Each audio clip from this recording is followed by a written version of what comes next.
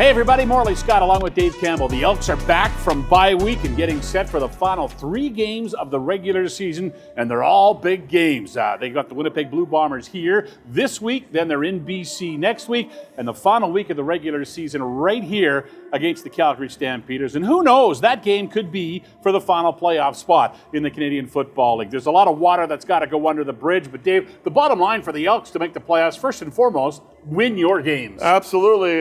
It's one of those, I'm just saying scenarios. The path is difficult, but it's there for them. Everything's in front of them. So for the Winnipeg Blue Bombers, they're 4 points back of them, okay?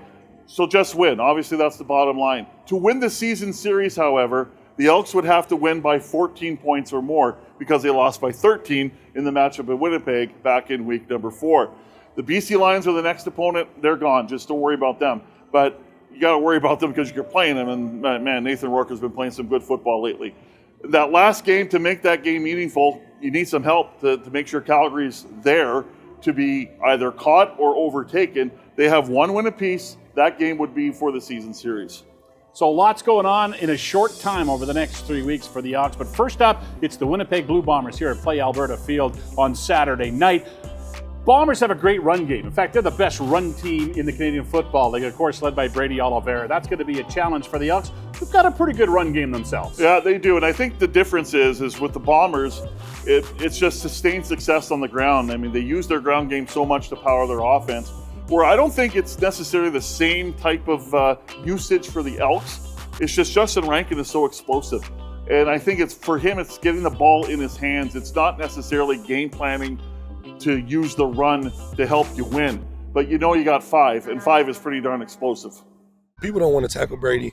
It's crazy because last year we used to watch, we had a whole cut up just of Brady, and we used to just watch Brady play. Like, he does all the little things right. He does everything right. Like, even in games where, like, he's not doing anything spectacular, like, it still is an amazing game, right? Because, like, he's doing all the little things just, correct. He's an amazing player. I mean, from pass pro to catching the ball to running the ball. And, I mean, I can't run people over like he does. So, I mean, he's phenomenal. It's a lot of responsibility if you're a running back in this league, right? Yeah, 100%. Yeah. The contract, what does it mean to you just with your journey, especially here? It feels like you could write a nice little book about your journey as an Edmonton Elk, but what does it mean to you to have this contract now? It's a blessing, and I just got to thank God for putting me in this opportunity and giving me the ability to, even be out here, right? Like you said, like I've had a long journey, and I haven't even sat down and really reflected on it all, and I know the day that I do is, it might bring me to tears because it really is crazy coming from arena, 3-4 years to coming here, getting cut, getting brought back, and, earning a starting spot, earning a contract extension. Like, it's nothing short of amazing, but I can't do it without just God, the guys that are out here.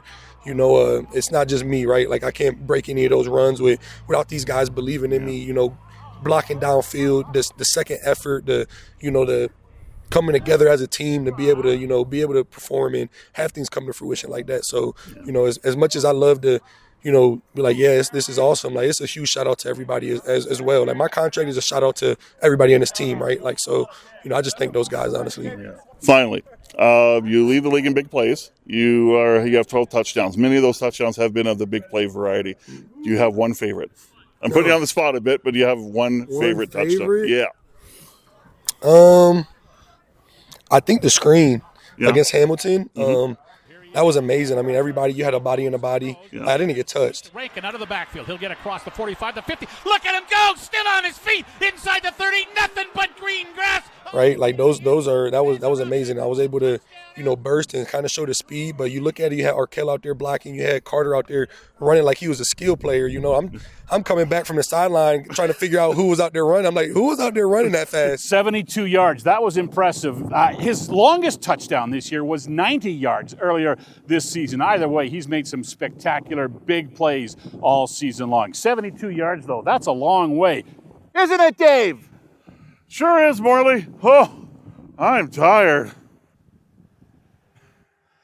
It's the Elks and the Winnipeg Blue Bombers right here on Play Alberta Field at Commonwealth Stadium. It's on Saturday at 5 o'clock for the kickoff, 3:30 for the countdown to kickoff. Here's the important part. It's going to be on Kissin' Country 103.9 FM on Saturday. Elks and Blue Bombers, man, it's going to be a great game. So important as well.